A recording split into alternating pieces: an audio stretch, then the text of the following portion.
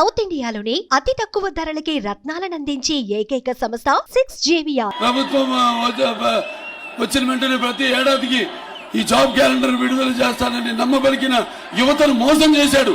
ఆ యువతకి సమాధానం చెప్పడానికి సిద్ధమా?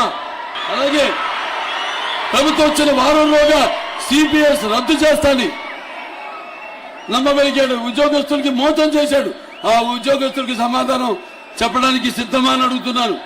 అలాగే నా ఎస్సీలు నా బీసీలు నా మైనారిటీలు అంటూ మరి చంపిన వాళ్లకు వాళ్ళని కాపాడుతూ రైలు కింద పడి ఆత్మహత్య చేసుకున్న ఆ కుటుంబానికి తిరిగి అతని ప్రాణాలను ఇవ్వడానికి సిద్ధమని సభాముఖంగా అడుగుతున్నాను. ఒక అబ్బాయి తన చెల్లిని వేధిస్తున్నానని అడిగితే ఆ పిల్లాడి మీద పెట్రోల్ పోసి తగలబెట్టిన ఆ కుటుంబ కన్నీరు తొడవడానికి సిద్ధమని అడుగుతున్నాను.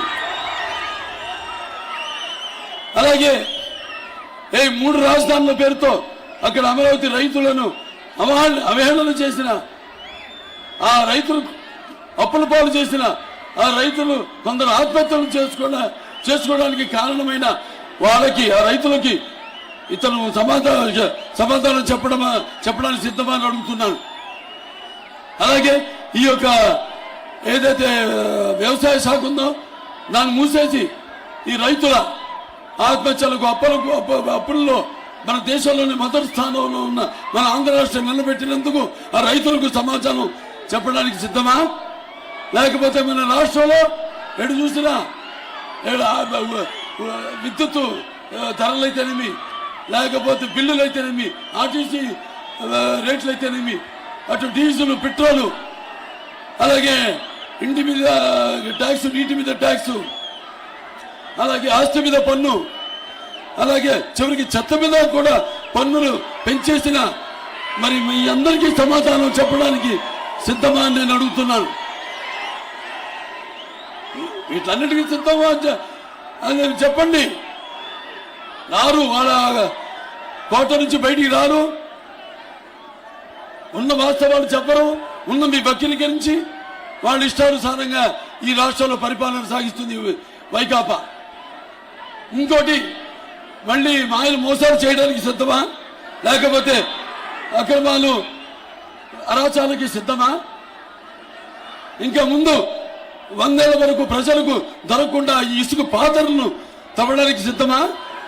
లేకపోతే ఈ యొక్క చీప్ లిక్కర్ పేరుతో జే బ్రాండ్ మద్యం అమ్ముకుంటూ లక్షల కోట్లు సంపాదించడానికి సిద్ధమా? లేకపోతే ఈ యొక్క ప్రభుత్వం తయారు చేస్తున్న ఈ కల్తీ మద్యాన్ని తాగించి కొన్ని లక్షల కోట్ల మంది ఆడపడుచుల తాళి పొట్లు పెంచడానికి మళ్ళీ సిద్ధమా అని అడుగుతున్నాను.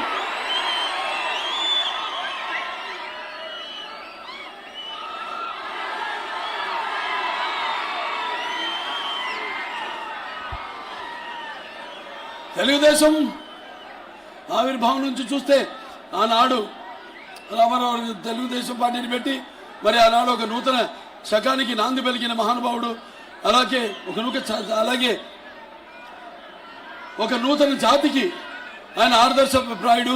అలాగే ఆయన ఒక నానా జాతులకి దేవుడితో సమానంగా నిలిచిపోయాడు అందరి గుండెల్లో. సమాజమే దేవాలయ ప్రజల దేవుళ్ళు, అందులో నేను ఒక అర్చకుణ్ణి అని చాటి చెప్పిన ప్రజలచే కొలవబడిన ఒక భగవంతుడిలా కొలబడిన మహానుభావుడు. ఆయన ప్రజల సేవకే అంకితమై ఆనాడు మరి యువతకు ఆదర్శం, అలాగే మరుగుతున్న నెత్తురు మరిగేలా చేసే ఒక అగ్ని కణం నందమూరి తారక రామారావు గారు. సుమన్ టీవీలో మీ పర్సనల్ అండ్ బిజినెస్ ప్రమోషన్స్ కోసం కింది నెంబర్కి కాంటాక్ట్ చేయండి.